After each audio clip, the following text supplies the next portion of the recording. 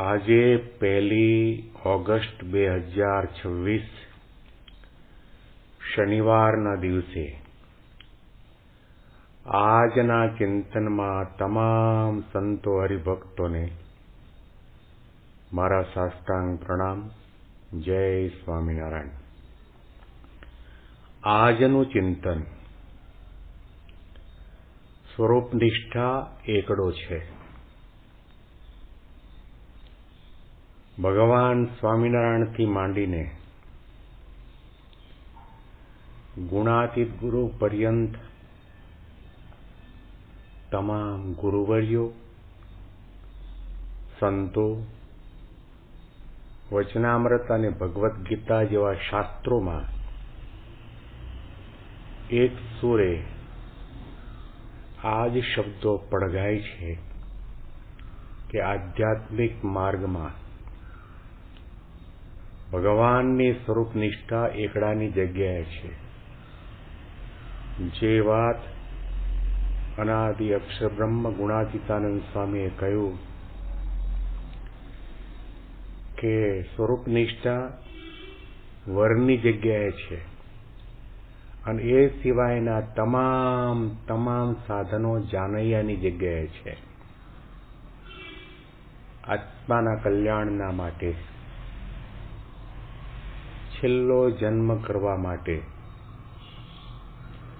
સંત અને ભગવંતની હૃદયની પ્રસન્નતા પ્રાપ્ત કરવા માટે કદાચ 5 માળા ઓછી ફરે,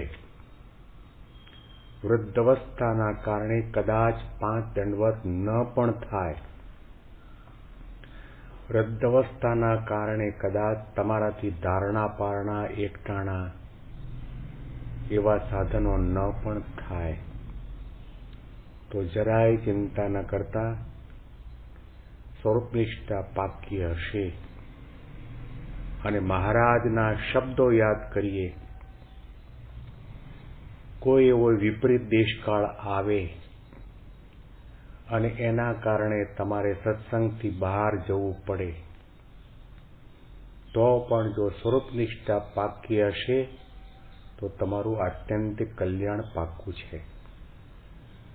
જે વાત શ્રીમદ ભગવદ્ ગીતામાં કહેવામાં આવી, સ્વલ્પમપ્યસ્ય ધર્મસ્ય ત્રાયતે મહતો ભયાત, આનો ઉલ્લેખ શ્રીજી મહારાજે ગરડા મધ્યના 13મા વચનામૃતમાં પણ કર્યો છે. જેની આપણે ઉપાસના કરીએ છીએ, માળા કરીએ છીએ, ભજન કરીએ છીએ, આજ્ઞા પાળીએ છીએ, દર્શન કરીએ છીએ અને દેહને મૂકીને જેને આપણે પામવું છે એવા આપણા આરાધ્ય અને ઉપાસ્ય દેવ સહજાનંદ સ્વામી મહારાજ સર્વોપરી ભગવાન છે. અનંત કોટી બ્રહ્માંડના એકમાત્ર કર્તા હર્તા છે. સદાના માટે સાકાર પણ છે અને દિવ્ય પણ છે અને અલૌકિક પણ છે, નિર્દોષ પણ છે ને નિર્બંધ પણ છે. એની પાસે કર્તુમ અકર્તુમ અન્યથા કર્તુમ શક્તિ પણ રહેલી છે. અને એ ભગવાન સહજાનંદ સ્વામી મહારાજ મને અને મારા જેવા અસંખ્ય સંતો ભક્તોને યોગી બાપાના રૂપમાં, પ્રમુખ સ્વામી મહારાજના રૂપમાં અને પ્રગટ ગુરુ હરિમહંત સ્વામી મહારાજના રૂપમાં પ્રગટ અને પ્રત્યક્ષ મળ્યા છે. આવી પ્રકારની જે નિષ્ઠા છે એ એકડાની જગ્યાએ છે. એને સ્વરૂપનિષ્ઠા કહેવામાં આવે છે.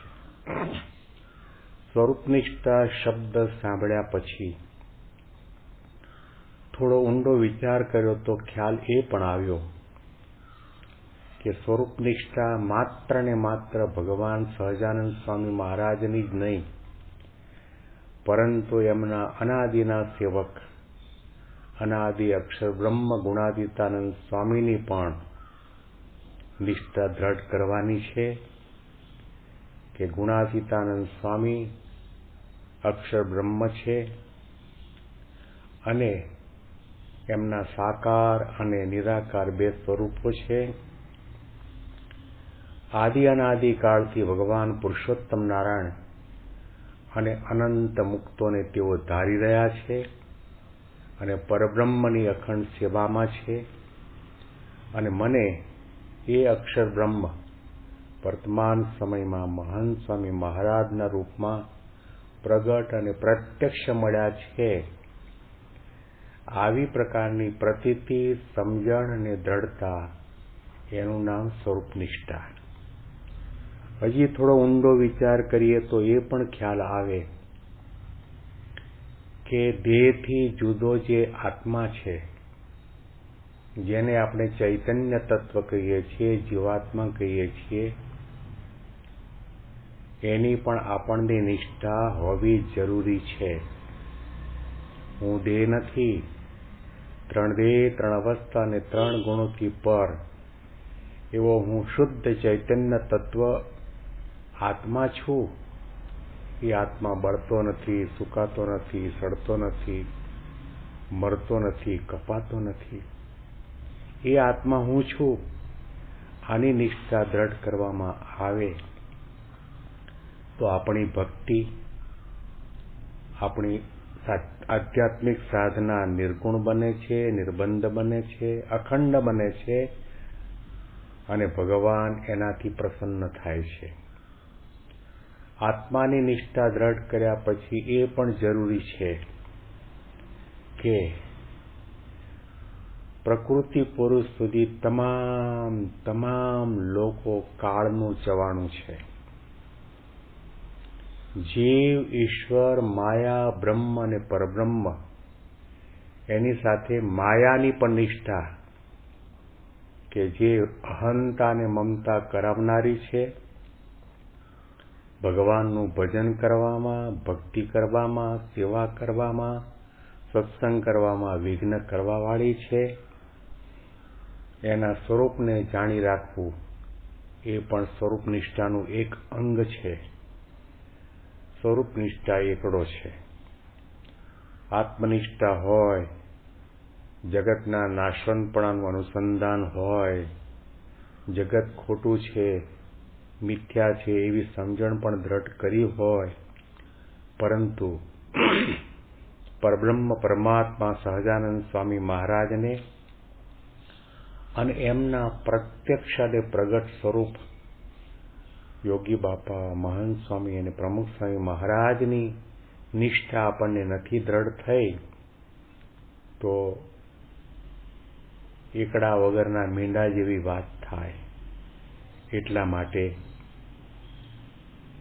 નજર સામે દ્રઢ કરીને રાખવાનું છે કે આપણું આત્યંતિક કલ્યાણ માળાથી પણ નથી, કંઠીથી પણ નથી, તિલક ચાંદલો કરવાથી પણ નથી, યાત્રા કરવાથી પણ નથી, એકટાણા કે ધારણાપાણા કરવાથી પણ નથી. એ તમામ કરવું જરૂરી છે. એનું ખંડન પણ નથી, એનો નિષેધ પણ નથી, પરંતુ આપણું આત્યંતિક કલ્યાણ એ સાધનો દ્વારા નથી. આપણું આત્યંતિક કલ્યાણ મળે પ્રગટ પ્રભુ પ્રમાણ રે, કાં તો એના મળે કલ્યાણ રે. આ સ્વરૂપ નિષ્ઠા આપણા જીવનમાં દ્રઢ થાય એવી મહારાજ અને સ્વામીના ચરણ કમળમાં હૃદયથી પ્રાર્થના કરીએ છીએ.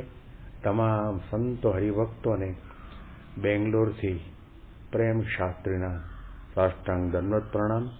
જય સ્વામિનારાયણ.